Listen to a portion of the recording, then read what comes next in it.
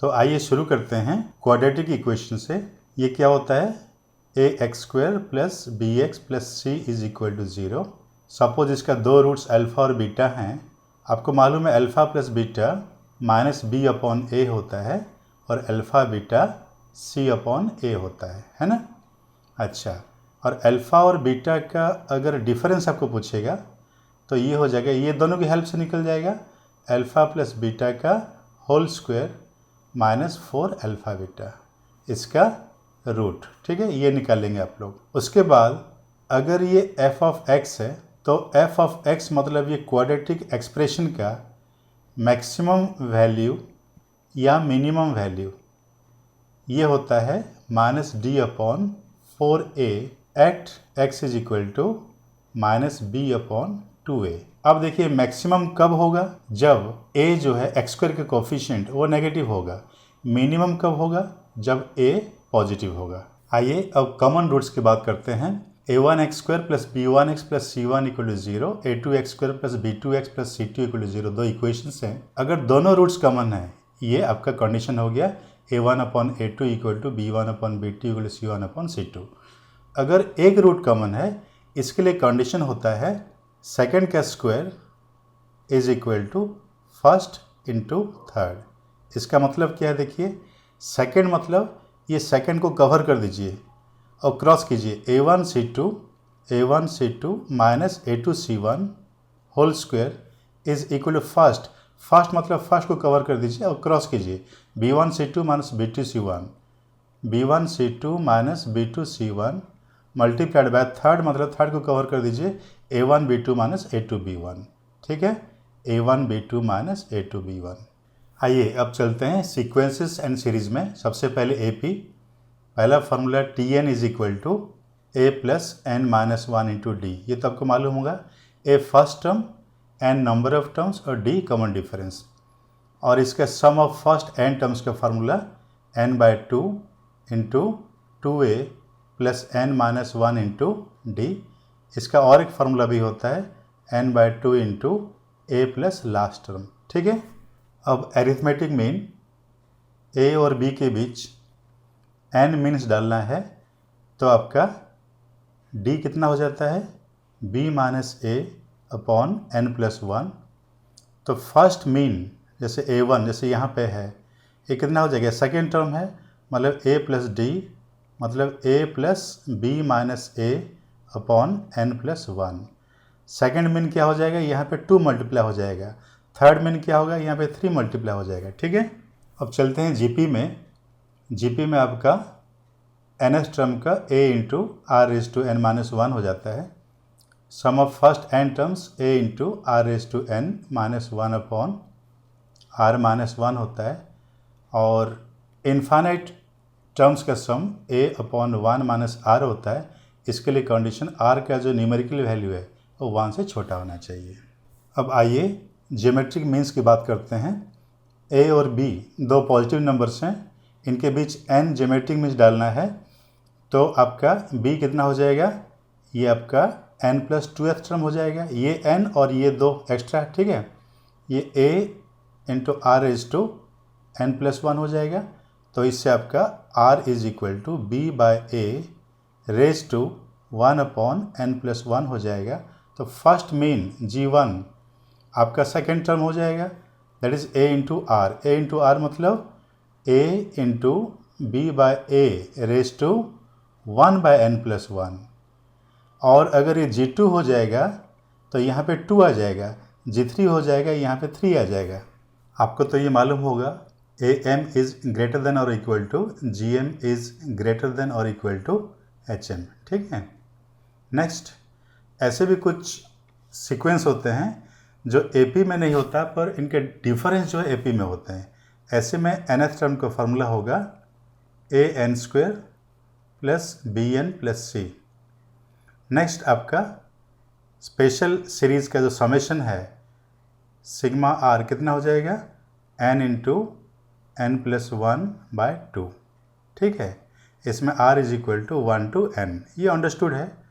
Sigma r² ये n into n plus 1 into 2n plus 1 by 6। और sigma R cube जो है R is equal to 1 to n, ये इसका whole square हो जाता है n इंटू n प्लस 1/2 इसका होल स्क्वायर हो जाता है।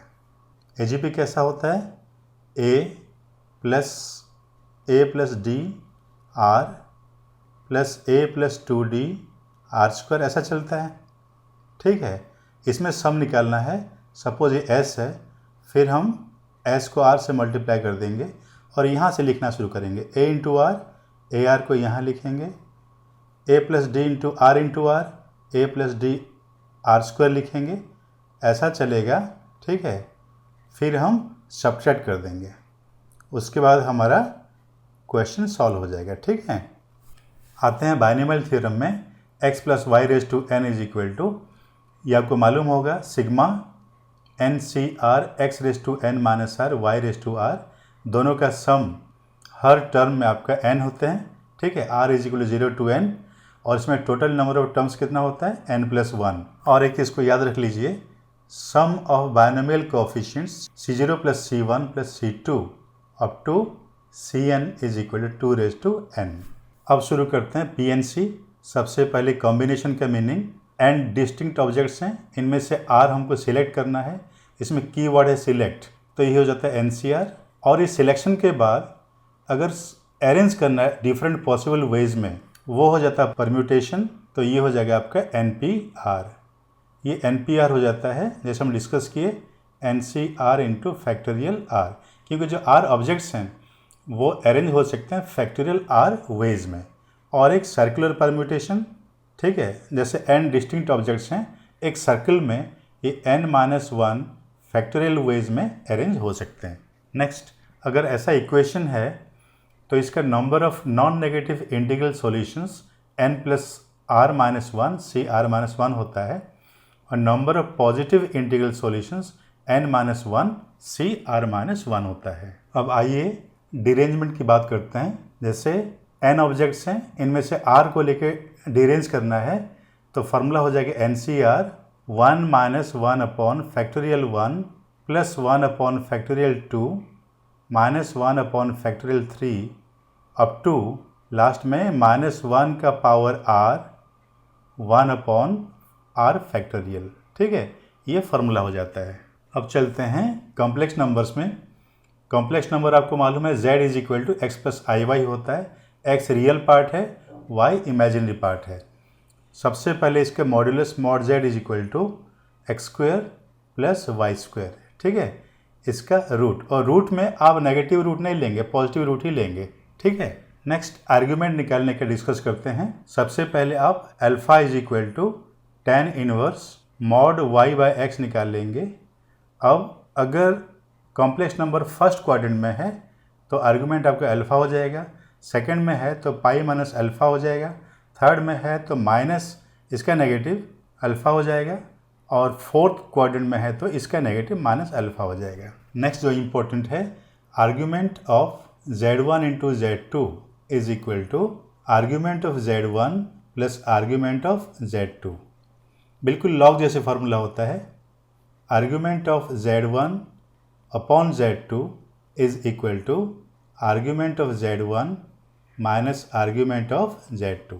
ठीक है, बिल्कुल लॉग जैसे चलता है। नेक्स्ट आपका इनइक्वलिटीज, मॉड z1 प्लस और माइनस z2 लेस देन और equal to mod z1 plus mod z2। और सेम अगर बीच में माइनस आ जाता है तो पूरे में मॉड देना पड़ेगा, ये ग्रेटर देन और इक्वल टू होता है। ठीक है, नेक्स्ट आपका e raise to I theta is equal to cos theta plus I sine theta. तो z क्या हो जाएगा, z आपका मॉड z इंटू ये, मतलब e raise to I theta. ठीक है, अब डी मोइवस थ्योरम क्या होता है, ये हो जाता है आपका cos theta plus I sine theta का power n is equal to cos n theta plus I sine n theta. इसमें n क्या है, n is any positive integer. अब रोटेशन फार्मूला देख लीजिए, जैसे z1 रोटेट होके z2 तक पहुंच गया और ये जो एंगल है एंटी क्लॉकवाइज है, तो ऐसे में z2 minus z0 upon z1 minus z0 is equal to same का modulus Z2 minus Z0 upon Z1 minus Z0 का modulus into e raise to I theta. अगर ये एंगल क्लॉकवाइज हो जाएगा ये माइनस थीटा हो जाएगा। नेक्स्ट चलते हैं cube roots of unity. Unity मतलब 1, ठीक है। तो 1 के 3 क्यूब रूट होते हैं, 1 ओमेगा ओमेगा स्क्वायर। ये ओमेगा और ओमेगा स्क्वायर ये इक्वेशन को सॉल्व करने से मिलते हैं ये, ठीक है। तो इसके 2 रूट्स दोनों कॉम्प्लेक्स होते हैं और ये इनका प्रॉपर्टी क्या है, एक दूसरे के कॉन्जुगेट होते हैं। मतलब ये इसका कॉन्जुगेट ये हो गया और इसका कॉन्जुगेट ये हो गया, ठीक है। उसके बाद इनका जो प्रोडक्ट हैं ओमेगा इंटू ओमेगा स्क्वायर, आप quadratic equation C by A होता है मतलब 1, this implies omega cube is equal to 1। और इनका जो सम है वो माइनस B बाय A मतलब -1 होता है, ठीक है। रीअरेंज करेंगे 1 प्लस ओमेगा स्क्वायर 0 हो जाता है। Next nth roots of unity. Suppose 1 alpha square alpha cube up to alpha raise to n-1 unity के nth रूट्स हैं, तो इनका जो सम है ये आपका हो जाएगा 0। अब ये यूज़ होता है प्रोडक्ट ऑफ ट्रिग्नोमेट्रिक रेशियोज़ के लिए। जैसे ये product r is equal to 1 to n-1 sine r pi by n, ये सीधा हो जाता है n upon 2 raise to n-1। Cos के लिए अगर n ऑड है तो ये 1 अपॉन 2 रेज टू n-1 हो जाएगा। n अगर इवन है तो n upon 2 raise to n-1, same formula r not equal to n/2। तो एलजेब्रा का पूरे जो यूज़फुल फार्मूला हैं पूरा हम डिस्कस कर लिए।